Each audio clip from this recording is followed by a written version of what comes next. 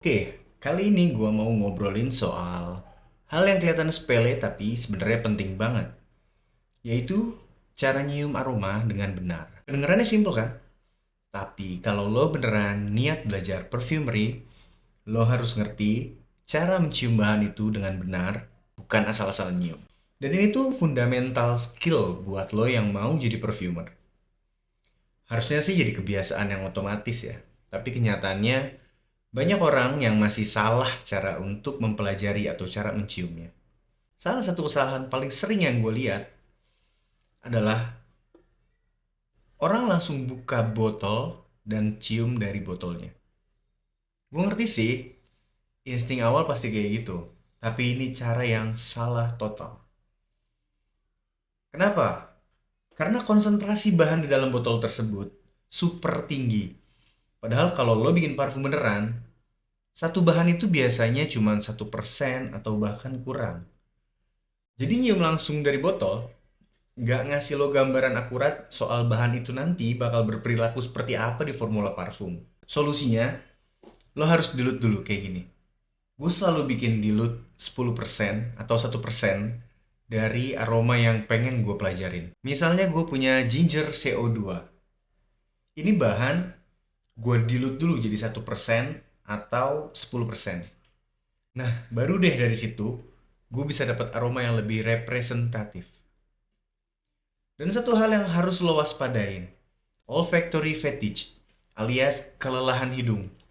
Ini kejadian waktu lo nyium terus-menerus sampai reseptor hidung lo itu mati rasa. Akhirnya lo nggak bisa ngerasain apa-apa lagi, padahal baunya masih ada. Jadi cara nyium yang benar, pakai scent strip. Bisa dibeli online. Intinya, itu kertas khusus yang untuk menyerap cairan. Celupin scent strip ke bahan yang udah didilut. Kemudian jangan langsung dicium. Biasanya gue nunggu 1 sampai 2 menit karena etanolnya ini masih nguap. Kalau lo langsung cium yang naik ke hidung lo itu biasanya alkoholnya bukan aromanya. Jadi biasanya gue akan menunggu ini sampai aroma etanolnya agak hilang. Setelah nunggu, lo baru bisa mulai evaluasi. Tapi jangan sampai nyentuh hidung. Jarakin sekitar 1 cm.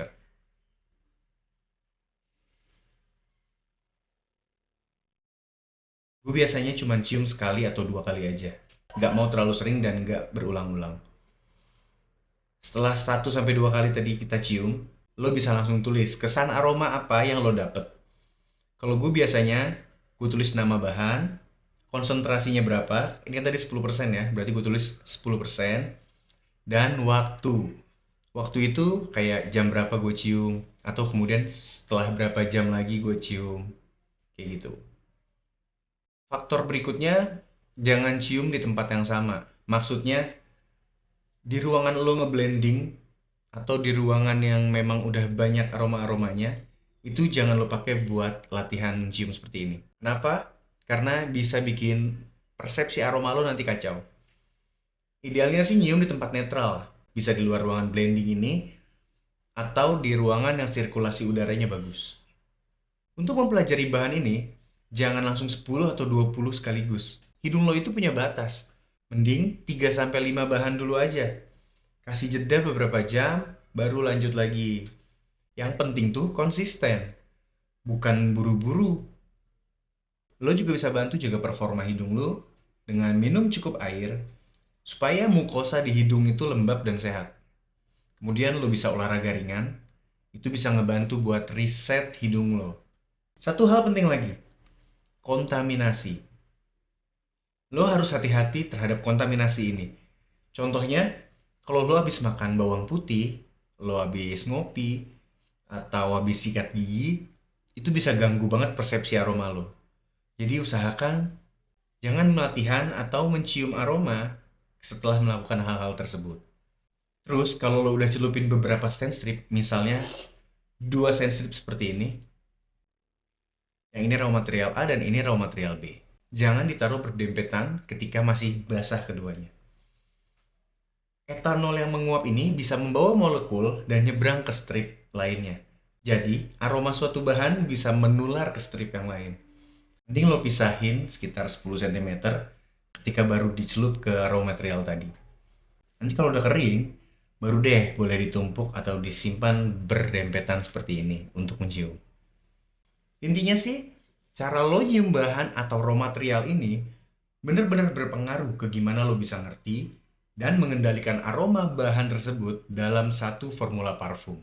Kalau lo asal cium doang tanpa metode tersebut, ya lo nggak akan dapet sense yang akurat. Lo nggak akan ngerti gimana bahan itu behave di waktu 5 menit, 5 jam, atau 2 hari berikutnya. Kalau konten ini ngebantu, lo bisa like, komen, atau share ke temen lo yang juga lagi belajar tentang perfumery ini. Sampai jumpa di video berikutnya and smell you later.